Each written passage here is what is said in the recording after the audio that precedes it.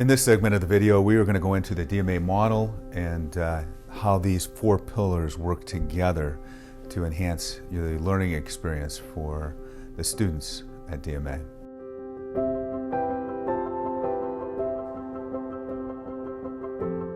Okay, in this segment of the video, we're going to focus on the four pillars. The first one here is the DMA, Divine Mercy Academy Educational Learning Model.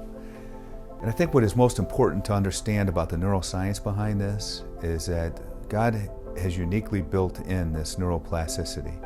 It's the ability for the brain to adapt and to learn and to form new connections and then to strengthen those connections. And what we're going to find in this piece of the program is that we've identified these different capacities, these different abilities. Things like reading, writing, arithmetic are very high functioning things that our minds are able to do. But there are very core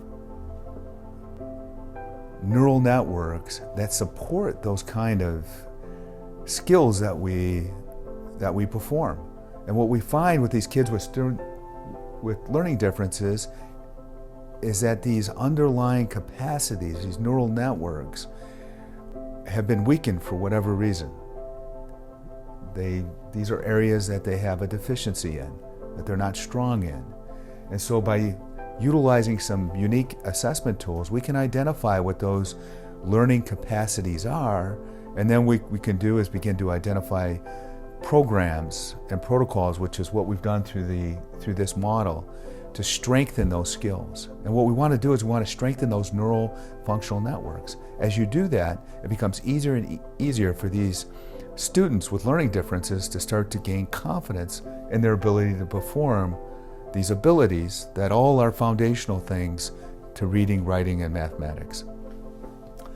And so there are 10 different capacities, and we will evaluate each student on an ongoing basis in terms of their ability to master each one of the skills in those capacities.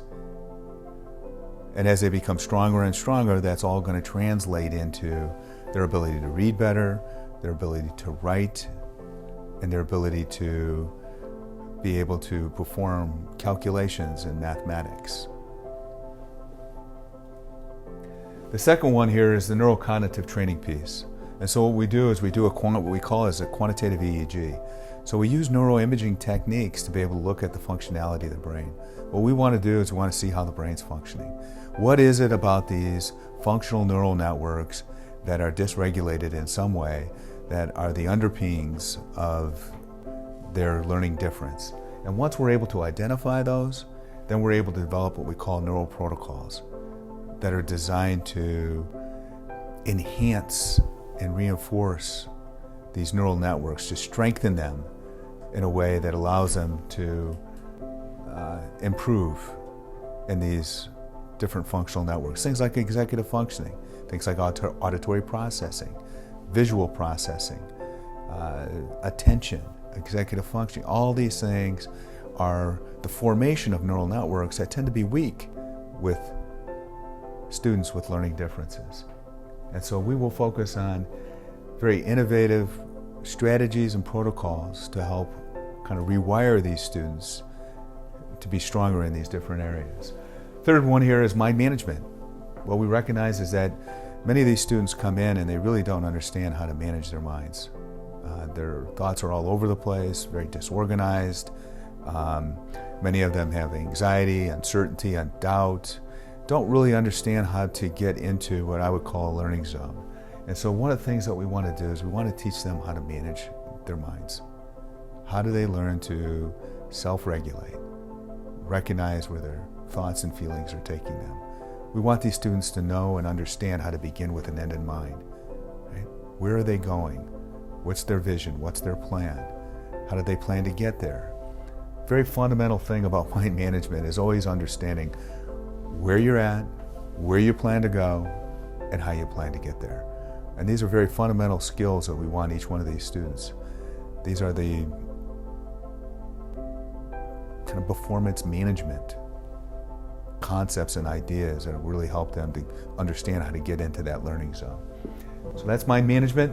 The fourth one here is social skills, just having overall self-awareness about where you're at in time and space, communication, is their ability to be able to express their feelings and thoughts either through writing or verbally.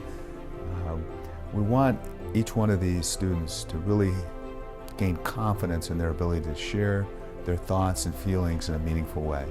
And again, it kind of draws back to the idea that you have to begin with an end in mind.